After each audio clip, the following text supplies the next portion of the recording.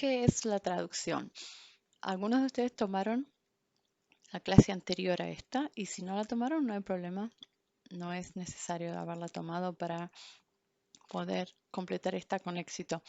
Pero sí pienso que sería bueno que miráramos un poco qué es la traducción y cómo definimos traducción y qué se entienden y qué conceptos generales en cuanto al trabajo de traducir. ¿A qué nos referimos entonces cuando hablamos de traducción? Hay diferentes tipos, tenemos traducción intralingual, interlingual y la que se conoce como intersemiótica.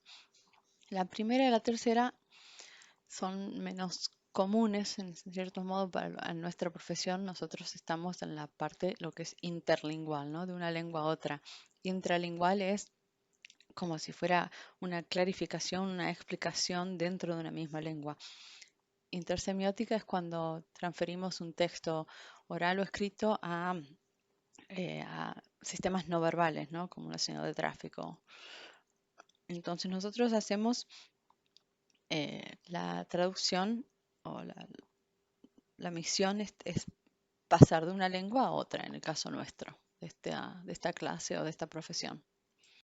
Y en el mundo de la traducción hay diferentes perspectivas, ¿no? Desde el punto de vista histórico, filosófico, práctico.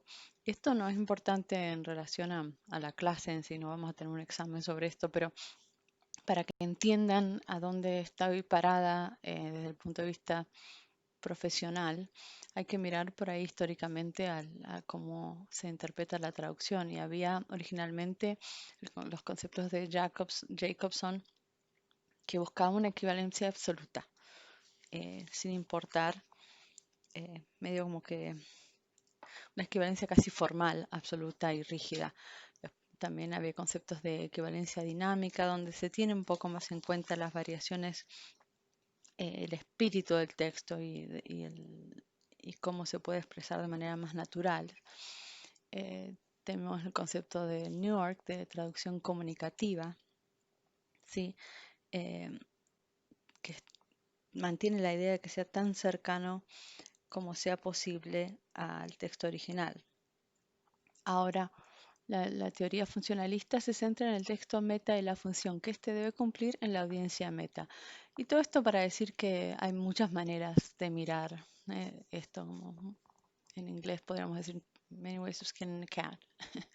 Pero lo importante que tienen que recordar es que eh, casi nunca se puede hacer esto de manera perfecta.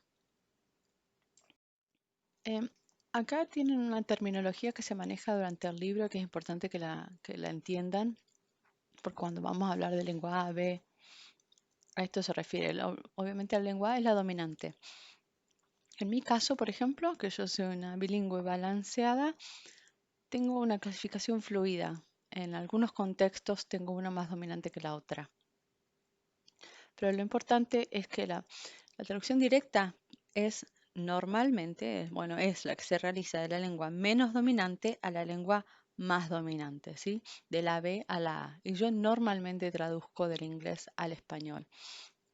La inversa, por el contrario, es la que se hace de la lengua dominante hacia la menos dominante. Y también se puede. Y texto original y texto meta no necesita explicación. A veces se ve como lengua original y lengua meta. La traducción es una profesión, una actividad muy compleja y bastante difícil. Y para poder lograr ser un buen traductor, uno tiene que desarrollar ciertas competencias, aptitudes o destrezas que son necesarios para poder llevar a cabo la profesión. Y aquí tienen la lista más o menos completa de las competencias de las que vamos a hablar en las próximas, ¿cómo se dice? Slides. Ahora lo respondo en la próxima.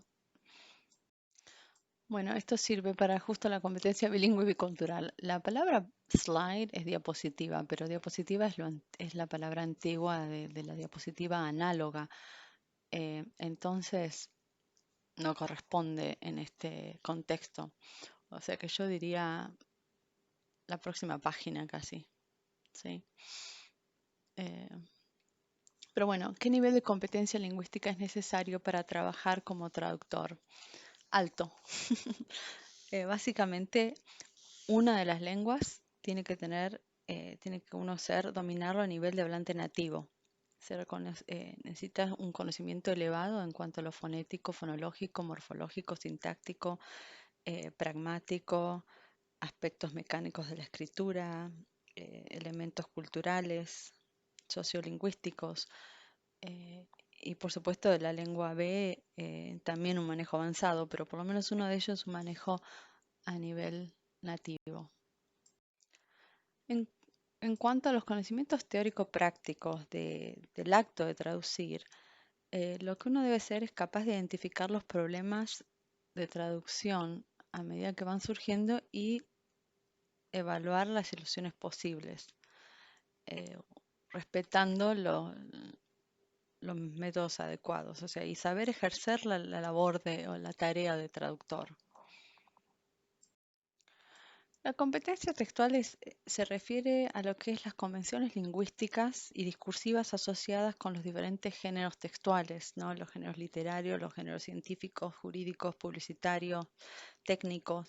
Y eso lo vamos a ver en esta clase a medida que avanzamos en los capítulos 7 y 8, ¿no? Yo creo que son los últimos dos capítulos vemos más de esto.